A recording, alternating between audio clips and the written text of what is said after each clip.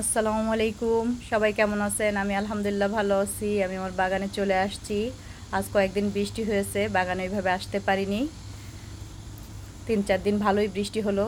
3-4 দিন পরে দেখেন আমার করলা কতগুলো করলা হয়ে গিয়েছে করলা গাছে, মাশাআল্লাহ। 3-4 দিন আগেই আমি করলা তুলেছি গাছ থেকে। কি শান্তি লাগে!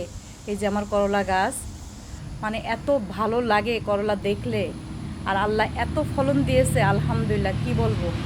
মানে প্রচুর ফলন হলো আমার এই করলা গাছে, দেখেন চোখটা জুড়ায় যায় দেখলে। তা আমরা যারা প্রবাসে থাকি, আমরা চাইলেই কিন্তু এই সবজি লাগিয়ে আমাদের সবজির চাহিদাটা পূরণ করতে পারি। দু একটা টবে সুন্দর করে দু একটা গাছ লাগিয়ে দিলেই কিন্তু এরকম সুন্দর সবজি হয়। আমার ছোট ছোট টবেই আমি গাছগুলো লাগিয়েছি, মাশাআল্লাহ, দেখেন কি পরিমাণ সবজি হয়েছে। আল্লাহর রহমত আমার কিনতেও হয় না এখন সবজি। এই সামারের সিজনে এই সবজিটাই আমার হয়ে যাবে, আলহামদুলিল্লাহ। কি অদ্ভুত সুন্দর লাগে, টাটকা টাটকা ফ্রেশ সবজি, খুব ভালো লাগে। আর নিজে হাতে তৈরি করে যদি সবজি খাওয়া হয়, এর মতো আনন্দ আর কি আছে বলেন? আপনাদের কাছে কেমন লাগে আমার এই সবজি বাগান অবশ্যই কমেন্ট করে জানাবেন। যদি ভালো লাগে তাহলে লাইক কমেন্ট শেয়ার করে দেবেন বন্ধুদের মাঝে। পেকে পেকে সব নিচে পড়ে যাচ্ছে আমার করলাগুলি। আজকে আবার এই করলাগুলো তুলে নিব। অনেক বাঙালিদের দিয়েছে, আলহামদুলিল্লাহ।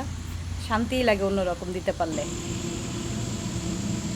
কত বড় বড় করলাগুলি, আর এত হলো, মানে এই ছোট ছোট টবে লাগিয়েছি গাছগুলো, তারপরও মাশাল্লাহ এত সবজি আল্লাহ আমাকে দিয়েছে। খালি করলা না, চিচিঙ্গা, ধুন্দুল, মানে লাউ, সবগুলো সবজি আলহামদুলিল্লাহ, মানে আল্লাহ অনেক দিয়েছে আমাকে।